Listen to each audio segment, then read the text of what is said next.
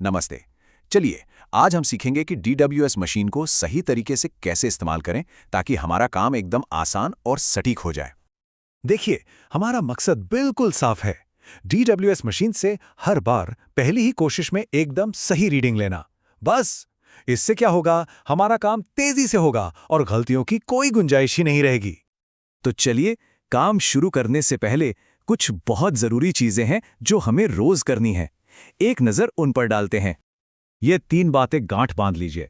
सबसे पहले, मशीन को हर 24 घंटे में कैलिब्रेट करना ही करना है। दूसरी बात, ये देख लेना है कि मशीन अपनी जगह से हिली तो नहीं है। और हाँ, तीसरी और आखिरी चीज, ये पक्का कर लें कि मशीन नेटवर्क से कनेक्टेड है। अब आते हैं वर्कस्टेशन सेटअप पर। देखिए, सही सेटअप होना मतलब स्पीड भी और एक्यूरेसी भी, दोनों के लिए ये बहुत बहुत जरूरी है। इसके लिए भी 3 जरूरी नियम हैं। पहला, मशीन को ऐसी टेबल पर रखना है जो एकदम स्थिर हो, हिले डुले नहीं। दूसरा, ये ध्यान रखना है कि वजन करने वाला बेस और मशीन का स्ट्रक्चर दोनों बिल्कुल एक लेवल पर हों, जरा सा भी ऊपर नीचे नहीं। और सबसे जरूरी बात, प्रिंटर और स्कैनर इतने पास होने चाहिए कि हाथ आसानी से पहुंच जाए। इस बात को ऐसे समझ सकते हैं, अगर किसी ऑपरेटर को लेबल चिपकाने के लिए अपनी जगह से उठकर चलना पड़ रहा है, तो समझ जाइए कि सेटअप सही नहीं है, इसे फौरन ठीक करना होगा। चलिए, अब आते हैं सबसे जरूरी हिस्से पर, बुकिंग प्रोसेस पर, यानी कि एक शिपमेंट को सही तरीके से बुक कैसे करना है। प्रोसेस बहुत सीधा सा है। सबसे पहले शिपमेंट को पूरा का पूरा वेइंग बेस पे रखना है। ध्यान रहे, शिपमेंट आसपास किसी और चीज से टच ना हो। इसके बाद AWB नंबर स्कैन करना है। बस सिस्टम अपने आप ही वजन और डायमेंशन ले लेगा। फिर क्या, सेव, प्रिंट और लेबल चिपका देना है। यहाँ एक बहुत जरूरी बात समझनी है।